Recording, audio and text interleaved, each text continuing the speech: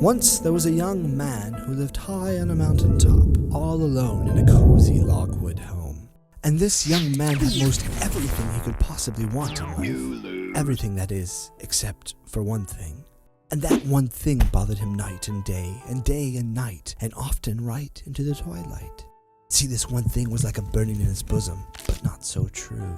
It was like a shiver up his spine, but not so cold. It was like a voice in the back of his mind yelling, "Young man, you are missing the one thing of the utmost importance from your life." I wonder what it could be. The young man pondered on this and thought. He thought and thought and thought and thought. But no matter what he thought, he could not decide what it was that was missing from his life. The truth is, the young man was bored. You do remember he lived all alone on a mountaintop. And if you've ever spent any amount of time alone on a mountaintop, then you would know there's not much to do up there but to think or to ski. And being that the young man wasn't much of a skier, well, truth be told, he wasn't much of a thinker either, but being that thinking on the whole was considered far less dangerous than skiing, the young man found that he spent much of his time lost in thought. Which is exactly where he was now, thinking with all of his might about what it was that was missing from his life. Finally, after hours of great intellectual exercise,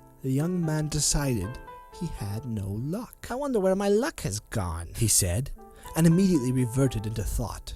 And he thought and thought and thought, and after he'd finished thinking, he thought some more, and thought and thought and thought, and once he had thought all you might think he could possibly be capable of thinking, he thought a little bit further until his brain exploded.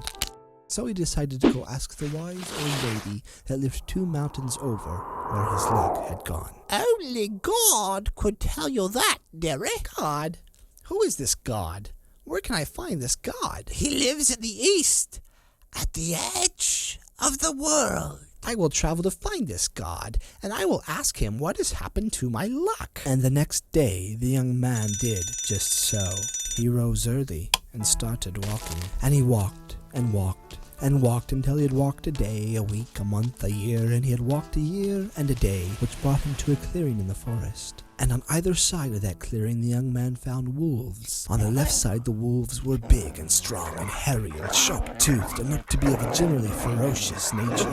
However, on the right side, the young man saw one wolf in particular that was small and scrawny and weak and thin-haired and dull-toothed. And that wolf approached the young man and said, "Young man, where are you going?" "I am traveling east to the edge of the world where I will find God, and I will ask him what has happened to my luck." "Oh, well, that's nice. While you're there, could you do me a favor? Could you ask God why I am so weak and scrawny and thin-haired and dull-toothed, unlike all my big, strong, ferocious brothers and sisters?" "Yes, Mr. Wolf, for you I shall." And the young man continued his journey east.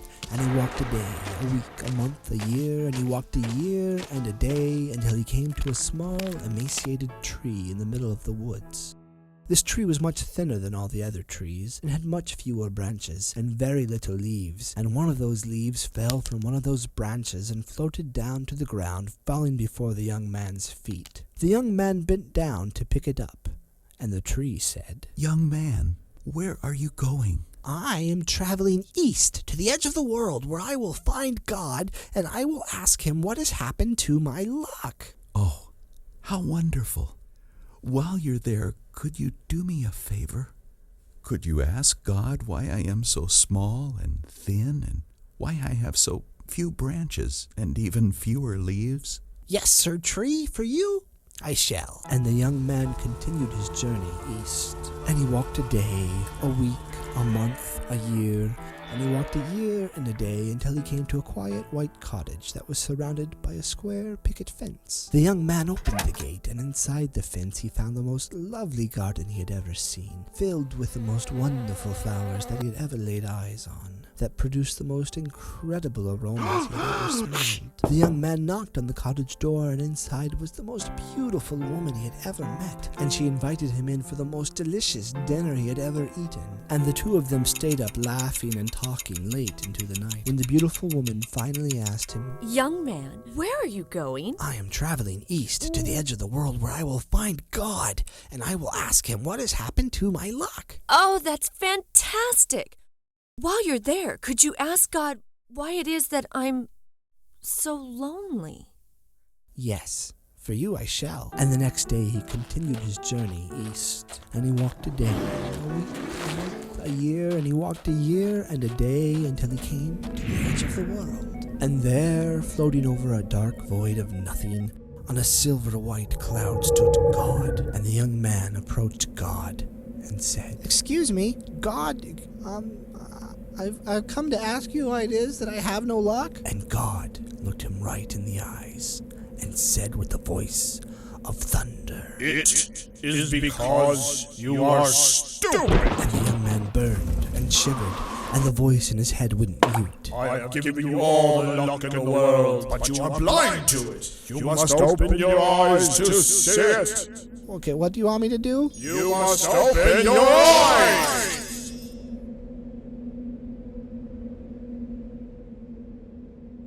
Fair enough, I don't. I know what you are going to ask me. I am God, after all. And so God floated down to the young man and whispered all the answers in his ear. With this wealth of newfound knowledge, the young man traveled west, determined to find his luck. And he walked a day, a week, a month, a year, and he walked a year and a day until he came to the quiet white cottage. The beautiful woman came out to greet him and invited him in for supper. After a most delicious meal, she asked the young man about his journeys and whether he had found God. And the young man said that he had. And the beautiful woman asked if God had answered him his questions. And the young man said that he did. God said that you were lonely because you are not married. He said that if you were to get married, you would have someone to share your time with and someone to talk to. Oh, that's fantastic. Will you be my husband, young man? No, I'm much too busy. I'm looking for my luck, but I'll send back the first nice honorable man that I meet. And with that, he left and traveled west looking for his luck. And he walked a day, a week, a month, a year, and he walked a year and a day until he came to the small, emaciated tree in the middle of the woods. Young man, how are you doing? I'm well. Did you find God? What did he tell you? God says that you are small and thin because you're not getting enough nourishment. He says there's a treasure chest buried beneath your roots that's blocking you from getting the nutrition you need. Oh, how wonderful. See, young man, there are some shovels that workers left behind. Grab one and dig up the treasure. I'm sorry. I'm much too busy searching out my luck. But I'll send back the first able person I find to help you. And with that, the young man traveled west.